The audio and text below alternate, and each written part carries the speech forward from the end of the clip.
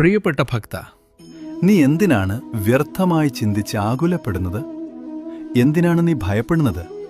നിന്നെ തകർക്കാൻ ആർക്കും കഴിയില്ല. കാരണം നിന്റെ ഉള്ളിലെ ചൈതന്യം ഞാനാണ്. നീ ഇന്നലകളിൽ അനുഭവിച്ച വേദനകളെക്കുറിച്ച് ഓർത്ത് ദുഃഖിക്കരുത്. നടന്നതെല്ലാം നല്ലതിന്, നടന്നുകൊണ്ടിരിക്കുന്നത് നല്ലതിന്, ഇനി നടക്കാൻ പോകുന്നതും നല്ലതിന് തന്നെയായിരിക്കും. നിനക്ക് നഷ്ടപ്പെട്ടതിനെക്കുറിച്ച് നീ എന്തിനു വിലപിക്കുന്നു? നീ ഇവിടെ എന്തു കൊണ്ടുവന്നു അത് നഷ്ടപ്പെടാൻ? നീ എന്തു നിർമ്മിച്ചു അത് നശിച്ചു പോകാതിരിക്കാൻ?